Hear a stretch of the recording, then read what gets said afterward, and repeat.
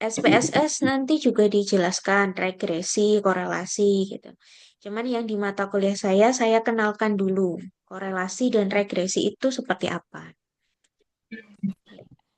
Jadi korelasi itu hubungan gitu. Jadi mengetahui keeratan atau derajat hubungan antara dua variabel atau lebih. Jadi hubungan variabel satu dan yang lain itu bisa dihitung. Kira-kira hubungannya apakah erat, apakah kuat, atau lemah, dan sebagainya. Nah, ukuran yang digunakan untuk mengetahui keeratan itu namanya koefisien. Koefisien korelasi yang besarannya itu disimbolkan R. Ada juga buku yang memberikan simbolnya itu rho. Ini membacanya rho. Sama saja. Nah, nilai rho itu kisarannya hanya 0 sampai plus minus 1. Jadi tidak ada 2 koma atau 3 koma. Jadi nanti kalau kalian belajar SPSS, nanti akan muncul beberapa nilai R-nya antara 0 sampai 1. Biasanya 0, berapa gitu. Nah, di sini ketika R-nya itu 0, artinya tidak ada hubungan, tidak ada korelasi. Karena yang paling kecil kan 0. Logikanya kalau paling kecil berarti tidak ada korelasi. Kalau yang paling besar, 1, berarti korelasinya sangat sempurna, sangat perfect di situ. Gitu. Nah, kenapa di situ ada plus minus? Minus itu sebenarnya menandakan arahnya, plus minus. Kalau minus itu arahnya berkebalikan atau berlawanan, kalau plus itu arahnya dia searah. Maksudnya gini, kalau minus itu yang satu naik, yang satunya turun gitu. Kalau plus, yang satu naik, yang satu juga naik. Nah, makanya dikatakan searah. Kalau berlawanan kan yang satu naik, yang satu turun. Kalau yang satu turun, yang satu naik. Gitu. Oke, nanti saya bahas contohnya seperti apa. Nah, ini saya review lagi. Jadi kalau semakin mendekati satu, dia semakin erat hubungannya atau semakin tinggi. Tapi kalau semakin mendekati nol, artinya dia semakin lemah. Oke. Nah, ini ada tabel tingkat hubungan dari korelasi itu. Sebenarnya tabel ini nanti setiap buku mungkin ada perbedaan. Nah, nanti kalau menemukan buku yang tingkat hubungannya hanya 3 gitu. Kemarin baca buku misalkan hanya rendah, cukup, sama kuat. Nah, ada juga begitu. Cuman saya ambil reference yang memberikan 5 interval ini.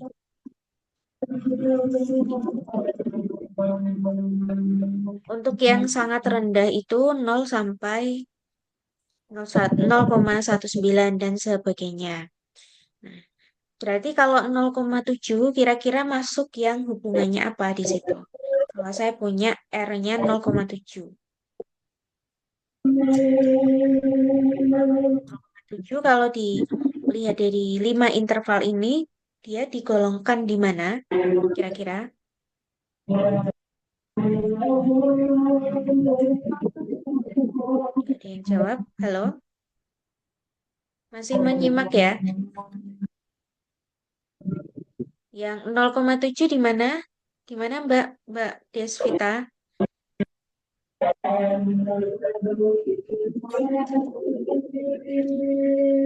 Oke, 0,7 itu di sini ya, karena antara 0,6 sama 0,79. Jadi dikatakan hubungannya kuat gitu. Kalau 0,7 atau 70% sama saja. Saya rasa anak manajemen itu perhitungannya tidak saya ragukan ya. Maksudnya kalau menghitung seperti ini tidak kesulitan gitu. Kalau 0,8 itu 80%. Gitu. Kan banyak yang bisnis ya. 0,3 itu 30%. Kalau 0,25 itu 25%. Tuh, jadi kalau bentuknya persentase, nah kalau dicocokkan dengan ini diubah ke desimal dulu. Kalau 0,5 gitu misalkan, berarti dia masuknya ke tingkat hubungan yang cukup di sini. Oke, saya lanjutkan ya. Jadi intinya kalau 0 itu sangat rendah, kalau 1 itu sangat kuat.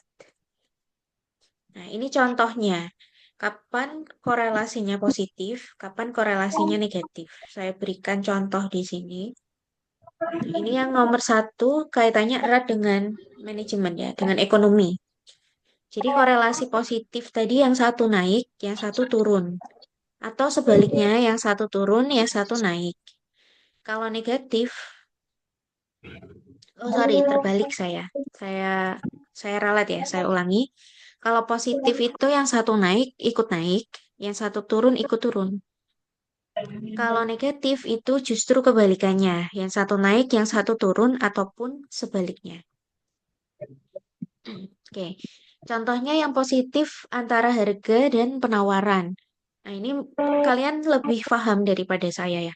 Seharusnya harga harga itu kalau naik berarti suatu suatu produsen itu ha- penawarannya harus ditingkatkan gitu kan.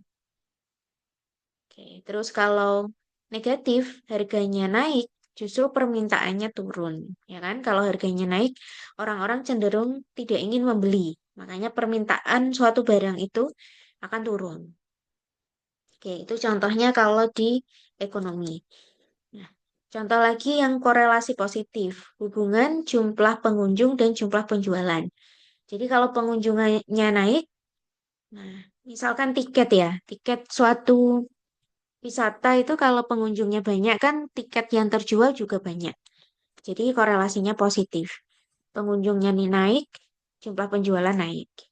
Oke. Terus yang negatif itu contohnya yang pesaingnya banyak, maka jumlah penjualannya turun. Nah, ini jelas juga. Jadi semakin banyak pesaing berarti kan semakin sedikit yang beli ke kita karena terbagi sama toko-toko yang lain gitu misalkan. Makanya jumlah penjualannya berkurang. Nah, contoh-contoh ini kan jadi inspirasi kalian nanti untuk mencari data saya yang saya tugaskan kemarin.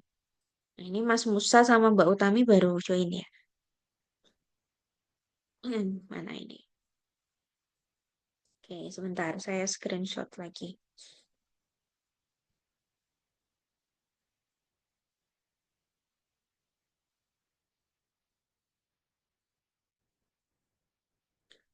Oke, saya lanjutkan. Nah, ini salah satu gambaran korelasi kalau misalkan di grafik ya. Namanya scatter plot. Ini saya jelaskan juga di pertemuan kedua waktu sebelum UTS itu. Nah, untuk grafik yang menggambarkan suatu korelasi atau suatu hubungan itu adalah salah satunya scatter plot. Nah, di sini sudah saya berikan R sekian gitu. Jadi kalau scatter plotnya itu naik secara sempurna, ini kalian kalau membayangkan yang garis lurus ini jangan dihilangkan ya, karena scatter plot itu tidak ada garis ini sebenarnya. Ini hanya arahan atau keterangan data itu cenderungnya bagaimana gitu. Sebenarnya scatter plot itu hanya berupa titik-titik acak ini. Jadi kita harus menganalisa kira-kira titik-titik acak itu punya kecenderungan naik atau turun gitu. Atau bahkan dia tidak punya kecenderungan sama sekali. Contohnya yang no correlation ini. Jadi yang pertama kita bahas. Kalau kecenderungannya naik dan dia perfect menjadi satu garis, itu artinya positif correlation-nya perfect atau sempurna. Makanya R-nya satu. Nah, ini juga sempurna, perfect, tapi negatif korelasinya. Nah, jadi korelasi tadi ada dua, positif atau negatif. Nah, walaupun negatif, dia perfect ya, tapi korelasinya berlawanan arah gitu keterangannya. Oke, jadi minus satu itu bukan lemah, tapi perfect. Cuman korelasinya tidak searah atau berlawanan gitu. Kalau yang ini searah, kalau yang ini berlawanan. Nah, nanti kalau kalian mengolah data dan ingin menganalisa korelasinya, boleh menggunakan scatter plot. Terus kemudian yang nomor 2, ini R-nya 0,8, ini kalau kita hubungkan sama di sini, itu kuat, bisa dikatakan, oh sorry, sangat kuat, bisa dikatakan sangat kuat juga 0,8. Nah, tapi persebaran titik-titiknya agak menjauh dari garis lurus gitu. Sedangkan yang ketiga ini juga lebih menjauh. Nah, jadi korelasinya itu dikatakan low correlation. Kalau yang ini masih bisa dikatakan highly correlation gitu. Ini juga sama, ini low correlation, ini highly juga, cuman negatif karena ke bawah ya arahnya. Oke, kalau nanti korelasinya ternyata tidak ada kecenderungan, acak gitu, ya berarti tidak ada hubungan variabel kalian, variabel satu dan yang satunya itu tidak punya hubungan gitu. Hmm. Oke, bisa dipahami ya. Saya lanjutkan. Nah, ini sebenarnya ada perhitungan, cuman saya tidak ke sini. Saya kenalkan dulu saja. Nah, jadi pertanyaannya gini, dapat R itu dari mana gitu kan? Kita bisa mendapatkan dia kuat atau lemah itu seperti apa. Nah, itu ada beberapa metode untuk mencari atau untuk mengkalkulasi koefisien korelasi suatu variabel itu. Nah, ini jenis-jenis korelasi ada 4. Ada Pearson, ada Rank, Spearman, ada Kendall-Tau, sama chi-square. Nah, perbedaan dari 4 jenis korelasi ini berhubungan sama jenis datanya. Yang paling sering dipakai itu nanti yang Pearson. Karena datanya itu interval atau rasio. Ini sering sekali saya singgung ya. Ini muncul juga di soal UTS kemarin. Jadi yang interval dan rasio itu kuantitatif. Jadi angka. Makanya karena data yang diolah itu kita cenderung menggunakan angka kebanyakan. Makanya korelasi yang paling sering dipakai itu adalah korelasi Pearson gitu. Kalau data yang bukan kuantitatif atau data kualitatif itu nanti menggunakan yang Spearman bisa, Kendall-Tau bisa, chi-square juga bisa gitu. Jadi yang membedakan 4 metode ini itu adalah jenis datanya. Oke ya. Saya beri gambaran dulu kalau di SPSS. Nanti gini. Oke, atau saya buka SPSS kalian ya. Kan bisa share screen. Sebentar. Kalian kalau misalkan kemarin itu anak skripsinya siapa ya? Itu kesulitan SPSS di laptopnya bisa di lab yang lantai 2 yang sebelah kirinya. Kiri ya. Kalau kalau misal dari tangga itu ke kiri. Nah, itu sudah diinstalkan SPSS di situ. Bentar, saya ini dulu. Buka dulu. Ini SPSS.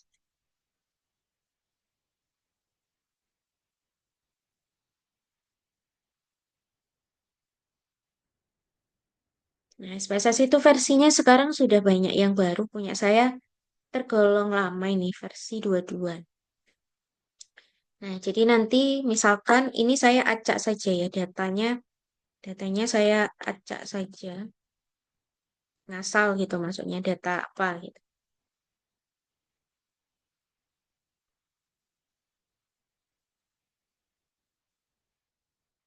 Nah, misalkan yang variabel satu itu jumlah mahasiswa misalkan. Variabel 2 itu nilainya. Apakah jumlah mahasiswa berkorelasi dengan nilai, misalkan gitu. Nah, nanti diambil di analyze ini, kemudian di correlate. Correlate kan korelasi. Nah, bivariat itu dua variabel, karena ada dua variabel di situ. Korelasi itu minimal dua variabel ya. Namanya juga hubungan. Kalau berhubungan, orang dengan satu kan kalau berhubungan juga dua. Nah, berteman kan dua orang atau lebih. Gitu. Nah, ini korelasi koefisien itu bisa dicari dengan beberapa metode. Kalau di SPSS menyediakan 3 metode, Pearson, Kendall-Tau, dan juga Spearman. Nah, ini kalau saya pilih semuanya boleh. Saya masukkan variabelnya ke sini, masukkan ke sini, kemudian oke. Nah, jadi kalau di SPSS itu nanti akan muncul R-nya yang mana gitu. Misal yang pertama ya, yang yang tabel pertama. Tabel pertama itu dia menunjukkan korelasi dengan menggunakan Pearson. Nah, ini tulisannya. Terus kita lihat yang di sini, Pearson correlation minus 0,303 ternyata. Minus. Berarti data yang saya buat tadi itu korelasinya negatif atau yang satu naik, yang satu turun. Jika jumlah mahasiswa naik, maka nilainya turun gitu karena tidak searah atau berlawanan arah. Oke, kita cocokkan sama yang metode yang lain. Sebenarnya tidak perlu dicocokkan dengan beberapa metode ya, cukup satu metode saja. Karena tadi angka seharusnya lebih tepat menggunakan yang Pearson saja. Yang Kendall tahu itu nggak usah. Cuman tadi tujuan saya supaya kalian tahu ternyata ada tiga metode itu di SPSS. Nah, kalau saya scroll ke bawah ini yang mana? Yang ini korelasi apa ini? Ada keterangannya nggak?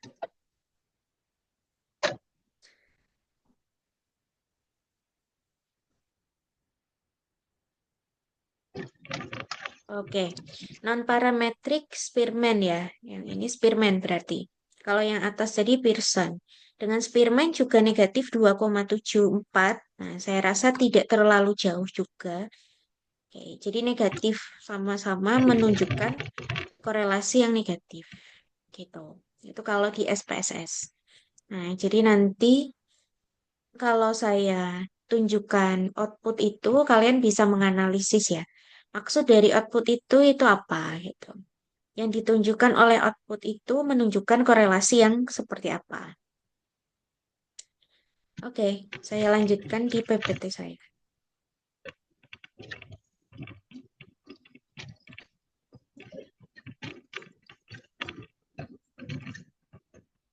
Sudah di PPT lagi kan ya? Oke, sudah.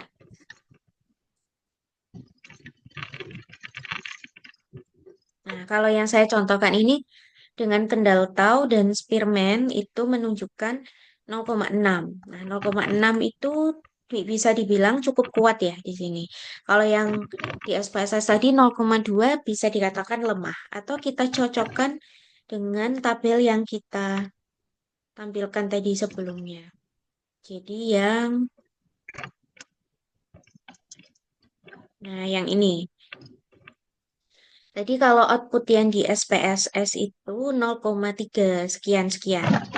Nah, 0,3 itu kalau di sini masuknya di rendah ternyata.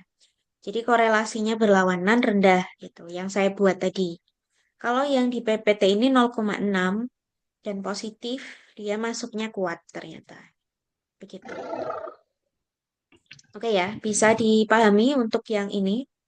Karena ini saya jelaskan sekilas ini saja, maksudnya saya kenalkan dulu. Ada pertanyaan dulu sebelum saya lanjutkan ke PPT yang satunya.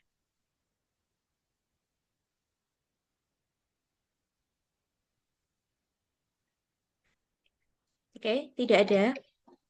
Nggak ada suaranya kalau di Zoom gini nggak berkomentar semuanya. Pada gimana nih? Ah, antara nggak mau open mic atau ini sibuk dengan urusan yang lain atau gimana? Nah, saya nggak tahu juga itu. Oke ya, saya lanjutkan ya.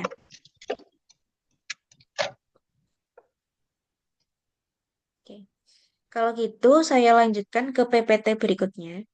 Nah, yang ini supaya saya nutut juga ya, kan kita tinggal dua minggu.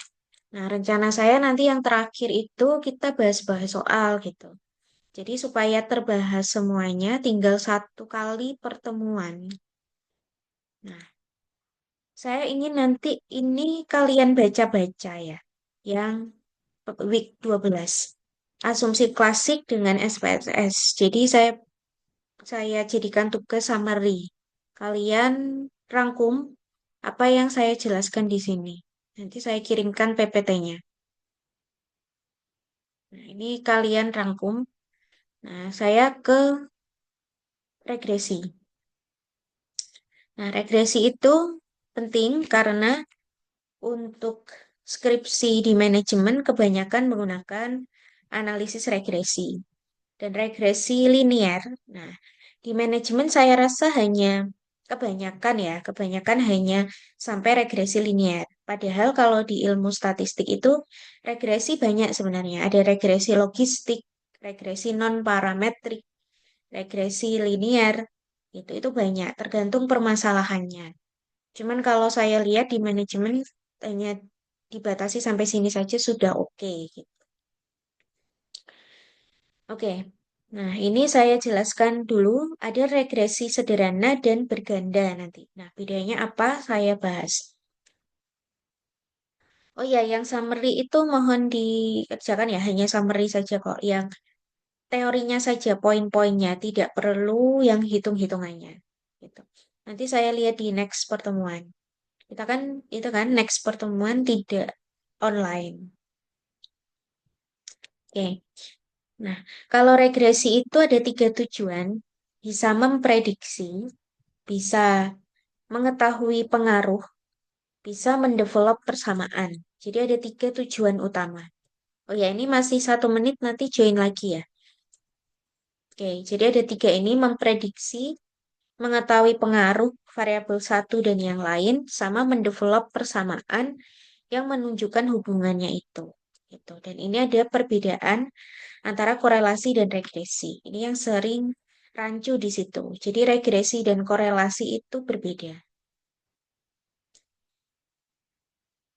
Oke, biar habis dulu Zoom-nya ya nanti daripada terpotong. Saya ambil minum dulu juga. Nanti join lagi.